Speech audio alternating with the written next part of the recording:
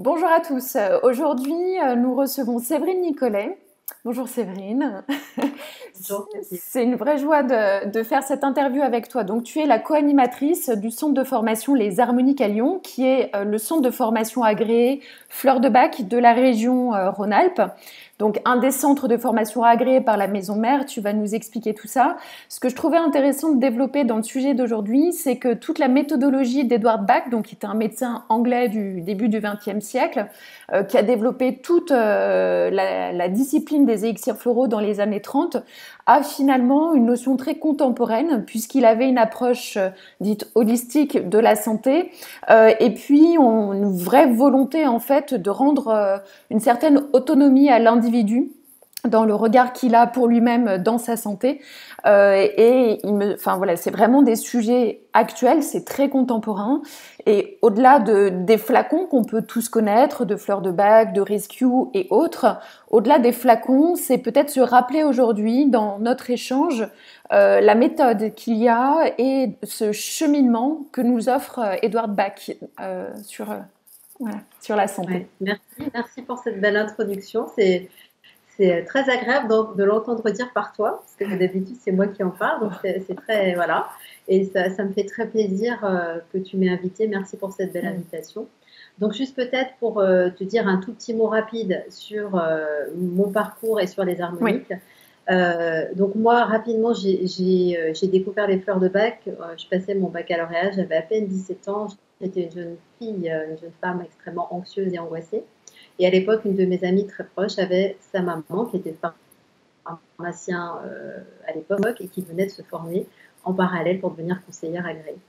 Donc j'ai rencontré cette dame qui s'appelle Michèle Nicolas, qui est donc la cofondatrice des Harmoniques, le centre que j'ai le plaisir de co-animer aujourd'hui. Donc j'ai découvert cette personne, la qualité de son accompagnement et les bienfaits de ses fleurs, et elles m'ont jamais quittée en fait depuis. J'ai par contre eu une vie professionnelle en entreprise jusqu'en 2016, oui, fin 2016. Tu étais en ouais. Donc déjà cette trame vis-à-vis de l'humain, on va dire. C'est ça. Il y a toujours eu le fil conducteur de l'humain, ça c'est certain. Quand je faisais du recrutement, quand j'ai pu travailler aussi dans le maintien à domicile. Donc tu vois, il y avait toujours quelque chose de très humain dans ce que je faisais. Ça m'a toujours beaucoup animée. Et les fleurs répondaient vraiment aussi à cet élan-là. Et du coup, je les ai vraiment jamais quittées, elles ne m'ont jamais quittée, et j'ai pu devenir conseillère agréée en 2005 et formatrice en 2010. Et juste pour dire un petit mot, conseillère et formatrice agréée, effectivement, c'est important de le souligner parce que quelquefois les gens ne le savent pas. Agréée, ça veut simplement dire que nous sommes reliés directement au centre Bach dans notre code de pratique de conseillère, c'est-à-dire qu'on a un code de pratique, un code déontologique auquel on souscrit quand on devient conseillère agréée. Et bien évidemment, il en est de même quand on devient formatrice. On a un cahier des charges, des choses et des contenus de formation à respecter. Et ces formations qu'on propose aujourd'hui, ça va de la simple initiation jusqu'à une formation qui peut permettre de devenir effectivement conseiller agréé en fleurs de bac. Voilà. Donc, les harmoniques aujourd'hui, je tiens quand même à la nommer, sont co-animées par mes soins, comme tu l'as très bien dit, par Laurence Verdier, ma collègue. Voilà. Donc, au niveau d'Edward Bach et de sa méthode, donc déjà c'était un médecin qui était immunologiste. Il avait aussi, je crois, travaillé sur la mise en forme de certains vaccins, il me semble. Non seulement il a travaillé, mais il a été publié à l'époque. Hein. Alors toi, tu le sais probablement encore mieux que moi, puisque c'est une de tes spécialités. Il a été Bach est devenu médecin sur, tu vois, dans les années 20. Hein. Donc il a été très inspiré dans sa pratique médicale. Ensuite, au-delà de cette première formation qu'il a eue à la faculté de médecine, hein, par tous les travaux de Samuel Hahnemann, le papa de l'homéopathie. Samuel Hahnemann, 100 ans avant lui, hein, quasiment, avait posé les principes de sa méthode homéopathique. Ça a beaucoup touché Bach pour deux raisons. Parce que, comme tu l'as très bien dit, Hahnemann avait une approche globale de la personne. Il ne s'intéressait pas qu'à un terrain, qu'à un symptôme ou qu'à un corps. Il prenait aussi en compte le vécu, le ressenti de la personne, ce qu'il vivait intérieurement pour pouvoir l'accompagner au plus juste. Et puis l'utilisation des plantes qu'avait Hahnemann a aussi été un élément qui a beaucoup inspiré le docteur Bach, qui était quelqu'un de très proche de la nature. Mais la globalité dont tu parlais en introduction, probablement que cette influence d'Hahnemann a beaucoup joué. Et puis ces observations de médecin, hein, lui-même a été aussi malade, tu vois, il a bien vu quand il a eu une grave maladie en 1917, il a bien vu que certes, il a eu des soins traditionnels obligatoires nécessaires, bien évidemment, hein, mais que ce qu'il a aussi aidé vraiment à dépasser cette maladie, ça a été tout le soutien émotionnel, psychique qu'il avait notamment à l'intérieur de lui, grâce à ses premiers remèdes qu'il avait déjà mis au point à l'époque, et surtout grâce à cette élan qu'il avait pour mettre au point ce système de soins. En fait, si tu veux, il voulait accompagner les personnes dans leur globalité, c'est-à-dire dans leurs problématiques physiques, ça restait bien évidemment un médecin. Et les fleurs de bac, je profite pour le dire, bien évidemment, ne sont pas là pour remplacer un quelconque traitement traditionnel médical. Hein. On va vraiment agir sur la sphère émotionnelle, strictement émotionnelle. Donc par contre, autant elles ne remplacent pas un traitement médical traditionnel, autant elles vont être vraiment un bel allié, un soutien de foi quand il s'agira d'équilibrer la sphère émotionnelle, d'équilibrer ce que telle ou telle problématique de santé peut nous amener à traverser le niveau émotionnel. Et on agit vraiment. On sait à quel point aujourd'hui les émotions et le stress de manière générale contribuent au maintien ou à la dégradation du corps physique. Tout à fait. Et c'est de là qu'est parti Bach. Il constatait vraiment que quand il y avait les réactions divergeaient en fait d'un individu à l'autre quand il donnait ses traitements. Et très rapidement, il a eu la conviction que c'était la sphère émotionnelle qui venait vraiment jouer un rôle clé dans le retour à l'équilibre, le retour à la guérison en fait. Hein. Donc c'est quelqu'un qui a très vite eu à cœur de mettre au point, il avait des connaissances médicales, mais très vite pour compléter ses connaissances médicales, il a eu à cœur de mettre au point un système qui allait justement précisément venir rééquilibrer cette sphère émotionnelle qui pour lui jouait vraiment un rôle majeur. Et c'est ce qu'il a fait en mettant au point ces 38 élixirs floraux. En quoi est-ce que la démarche des fleurs de bac est une méthode d'autonomie, d'auto-assistance ? Alors je dirais, c'est un mot-clé en fait, ce mot que tu nous amènes. Il y a plusieurs mots qui sont au cœur de cette méthode. La simplicité probablement en est un aussi très important. Mais l'autonomie, l'auto-assistance, pourquoi ? Parce que le Dr Bach, en fait, au-delà de ramener un équilibre émotionnel chez une personne, au-delà de l'aider à se sentir mieux, il avait la conviction que chaque être humain vraiment était là avec un talent propre, un talent singulier, des aspirations profondes et qu'il était hyper important que chacun puisse bénéficier de sa méthode pour se sentir mieux avec lui-même au niveau émotionnel. Et se sentir mieux avec lui-même, un petit peu mieux comprendre comment il fonctionnait, c'était aussi peut-être être plus en connexion avec ce qui animait vraiment la personne. Le Dr Bach avait la conviction, lui-même, si tu veux, il est pas né dans une famille de médecins, il est né dans une famille d'industriels, qui avait une fonderie à l'époque en Angleterre. Et cette vocation de médecin, il l'a eu très tôt et ça a été le fil conducteur de sa vie. Ça a été vraiment pour lui une vocation, une mission presque.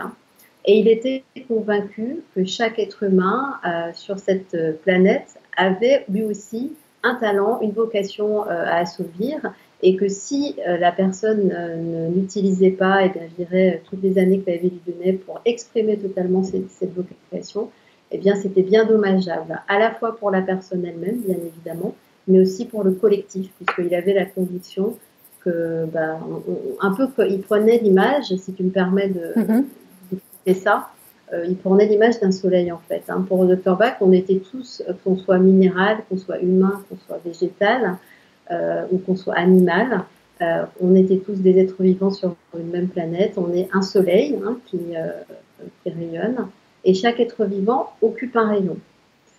Pour Bach, si tu veux, quand moi par exemple je suis envahie de questionnements, de doutes, d'interrogations, de peurs qui vont beaucoup me paralyser, mon rayon va briller un petit peu moins parce que je vais être peut-être un petit peu polluée par des émotions qui me déstabilisent. Donc déjà, l'important, c'est qu'en utilisant ces fleurs, je puisse moi-même me réapproprier, me mettre à l'écoute de moi-même. Tu vois, avec simplicité, pour choisir les fleurs de Bach, il n'y a pas besoin d'avoir des connaissances scientifiques. La question de base, c'est qu'est-ce qui m'anime, qu'est-ce qui me pose problème là tout de suite, ici et maintenant, et d'aller chercher parmi ces 38 fleurs, ces 38 tonalités émotionnelles, celle qui va me permettre de me sentir mieux. C'est une notion Donc, de tu vois, responsabilisation, en fait. C'est de la responsabilisation. essentiel. Ouais. C'est essentiel. Pour Bach, le médecin est vraiment uniquement un relais, si tu veux, un relais en tout cas pour mettre cette méthode. Et nous, en tant que conseiller, dans notre code de pratique, c'est clairement écrit ça. On est vraiment un transmetteur d'infos et pour permettre à tout un chacun de s'approprier cette méthode. D'être ce Donc, tiers extérieur. Exactement. Et donc, tu vois, cette histoire de rayon, je trouve que ça illustre bien le fait que plus moi, je prends soin, je me mets à l'écoute de moi-même, je prends soin de ce qui m'anime et je retrouve une forme d'apaisement, de recul, de lucidité émotionnelle, mieux je sais finalement où je vais, hein, et ce qui m'anime, ce qui est important pour moi. Donc, mon rayon va probablement, j'espère, briller un petit peu mieux. Et si je ne fais pas ça, non seulement mon rayon brillera un petit peu moins, mais le soleil central, entre guillemets, va aussi briller un petit peu moins, puisqu'il manquera, entre guillemets, mon éclat, si je peux le dire comme ça, avec beaucoup d'humilité. Donc tout ça pour dire que c'était un grand humaniste, cet homme, et il avait vraiment à cœur que chacun s'approprie la méthode pour vraiment s'épanouir pleinement, remplir pleinement ses aspirations, et aussi pour servir le collectif. Voilà. Dans ces 38 fleurs de Bach, il y a certaines fleurs qui sont un peu plus tempéramentales, d'autres plus quotidiennes, on dirait. Est-ce que tu peux nous en dire quelques mots sur cette structure des fleurs? Effectivement, en fait, hein, quand on parle des fleurs de Bach, on peut entendre parler de fleurs d'humeur ou de fleurs plutôt de type. En fait, simplement, basiquement, parmi ces 38 élixirs floraux, hein, il y a certains élixirs qui vont plutôt que décrire un état émotionnel déséquilibré. Je vais peut-être prendre des exemples concrets. Par exemple, si en ce moment, tu vois, en ce moment, dans la période singulière qu'on est en train de vivre, si effectivement je cogite beaucoup, je réfléchis beaucoup, je me pose beaucoup de questions pour la suite, c'est vraiment en réaction à ce qui se passe autour de moi, c'est très contextuel. Et dans ces cas-là, j'ai une petite fleur qui s'appelle White Chestnut, le marronnier blanc, qui peut m'aider à retrouver une clarté mentale et un raisonnement un petit peu plus lucide.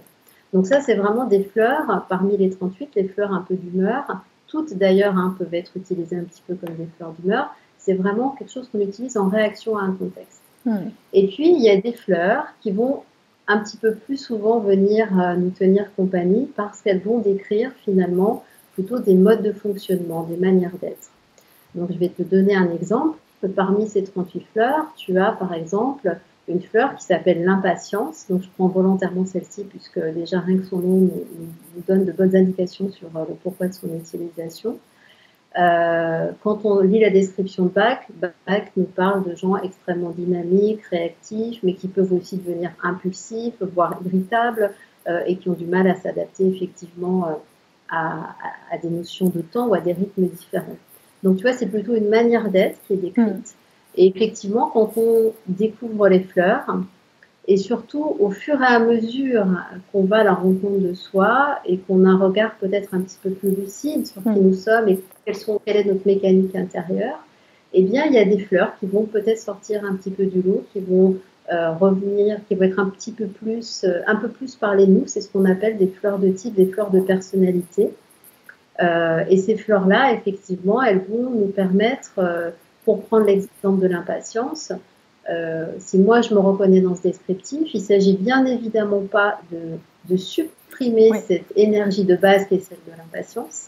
Au contraire, il s'agit de potentialiser mon énergie d'impatience. C'est-à-dire que je vais rester, quoi qu'il arrive, puisque c'est mon ADN, entre guillemets, réactive, dynamique, je vais avoir vraiment ce rythme de base un petit peu plus élevé que la moyenne dans ma manière de marcher, de parler, de me comporter, de réfléchir.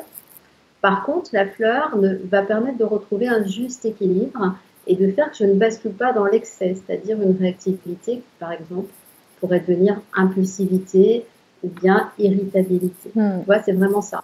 Donc, on va chacun avoir comme ça des fleurs qui vont parler un petit peu plus de qui nous sommes. Et quand tu parlais d'autonomie, forcément, quand on se reconnaît dans une ou plusieurs fleurs de type, on peut soi-même acheter le flacon parce que quand on commence à avoir un peu de recul sur soi, on se voit basculer dans nos travers favoris ou préférés. Et du coup, d'où l'intérêt d'avoir le flacon à la maison pour pouvoir s'auto-accompagner. Ouais. C'est cet intérêt, je trouve, en effet, pour l'individu, d'un fil à tirer, comme un fil d'Ariane, parce que peut-être se reconnaître dans cette première fleur, en fait, de type, et plus on avance avec les fleurs, plus on apprend sur soi, et on se voit, en fait, décomposer notre schéma de réaction vis-à-vis des autres, parce que c'est les notions de relation avec les autres, au final, et nous permettent éventuellement aussi d'apprendre, de comprendre et de modifier certains événements répétitifs qui peuvent arriver dans la vie, ou en tout cas certains schémas. Donc c'est en ça où c'est un vrai travail sur soi, d'autonomie, parce qu'on devient responsable de notre manière de réagir aux événements.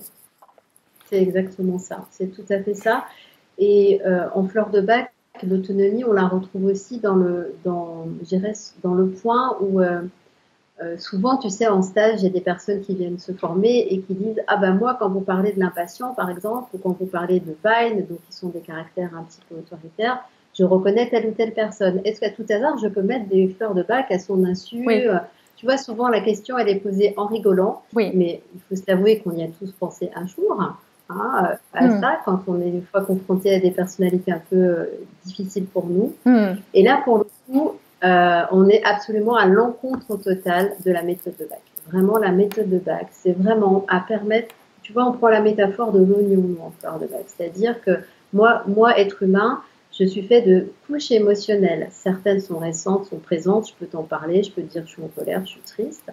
Et puis certaines sont héritées de mon histoire, sont héritées de mon parcours.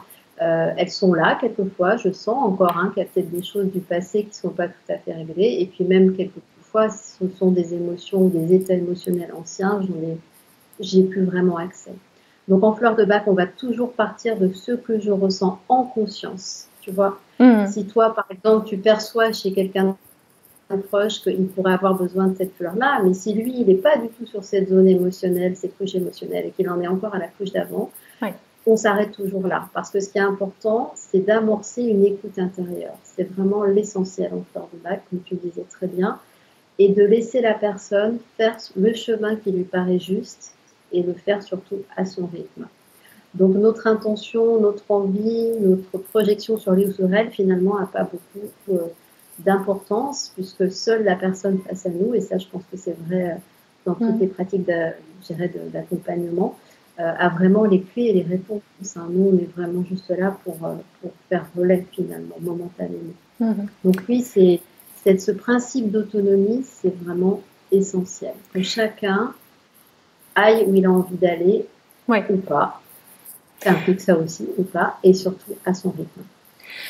Je voulais revenir sur le point que tu nommais pour impatience tout à l'heure, c'est que de prendre une fleur ne va pas inhiber en fait justement notre qualité. Je repense particulièrement à une fleur en conseil au magasin avec Centauri, qui est une fleur qui est destinée à des personnes qui sont très généreuses dans la compassion, l'écoute de l'autre, et qui peuvent de temps en temps, voilà, peut-être s'effacer, avoir du mal à dire non, des choses comme ça. Et c'est vrai, quand on leur conseille, par exemple Centauri, elles ont qu'une trouille, c'est qu'on leur enlève leur générosité, quoi. Et c'est peut-être, voilà, si tu peux bien nous réexpliquer, c'est une fleur ne vient pas inhiber nos qualités, en fait. Jamais, non, effectivement. Jamais, c'est ce qui est très chouette dans cette méthode. C'est que vraiment, c'est comme j'aime à le dire, en fait, le premier chemin qu'on fait avec les fleurs, c'est le chemin qu'on fait pour soi. Et le chemin aussi de réconciliation avec soi, parce que quand on commence à s'écouter intérieurement, quand on commence à explorer les fameuses couches de notre oignon émotionnel, eh bien, il y a certaines émotions, voire certaines manières d'être qu'on découvre, comme tu le dis très bien, qui peuvent être un petit peu moins confortables que d'autres. Cette extrême générosité qui peut faire dans Centauri, dans le déséquilibre de Centauri, où quelquefois on se rend compte qu'on peut un petit peu se faire manipuler, tu vois, par les gens autour de nous. Quand on se rend compte de ça, ça peut être compliqué. Et en même temps, si on dit à la personne, comme tu le dis avec justesse, vous allez prendre une fleur qui va vous permettre de rééquilibrer cette capacité à vous affirmer, la crainte qui vient tout de suite, c'est « oulala, mais moi, je suis comme ça, je ne veux pas devenir complètement indifférente ». Et en fleur de bac, au contraire, en fait, ce que nous dit Bach, c'est qu'on ne lutte jamais contre un déséquilibre, un blocage ou un défaut. C'est ce que nous enseigne vraiment Bach quand il en parle. On cultive petit pas par petit pas la vertu opposé. Donc ça part vraiment d'une grande compassion avec soi-même. Donc quand je prends Centauri, je reste cette personne généreuse avec beaucoup d'altruisme et d'empathie et de compassion pour les autres. Par contre, la fleur va vraiment m'aider, quand ce sera nécessaire, à trouver en moi des ressources pour m'affirmer et pour dire « Ok, là, je veux bien te rendre service.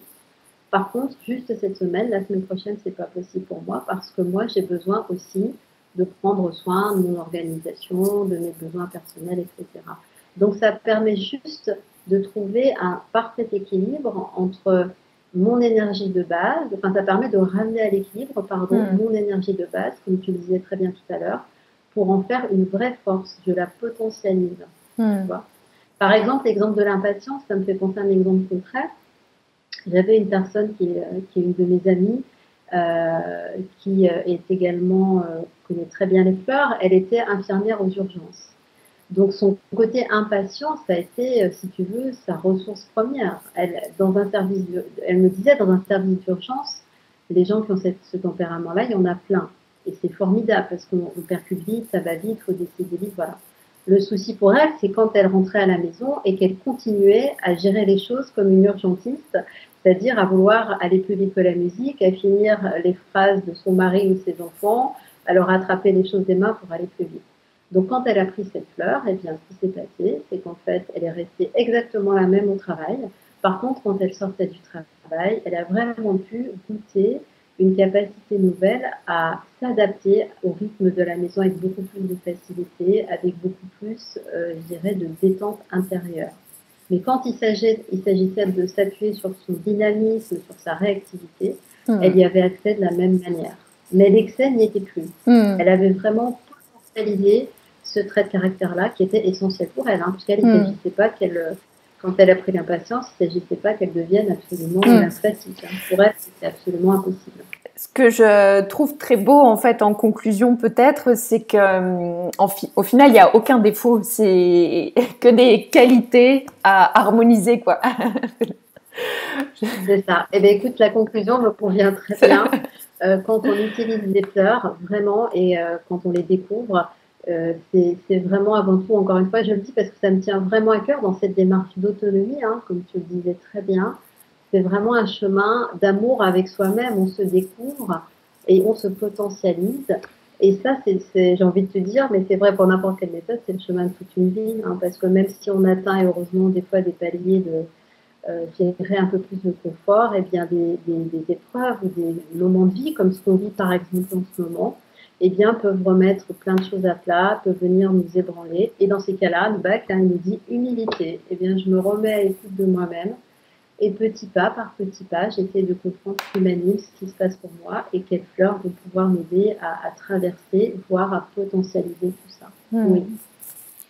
Merci Séverine pour cet échange très nourrissant, très élevant. C'était passionnant. Eh bien, écoute, un grand merci à toi vraiment de m'avoir invitée.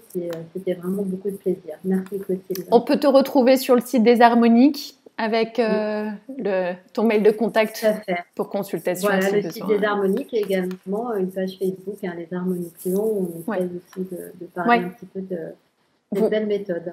Très bien. Merci Séverine, à bientôt. Merci à toi.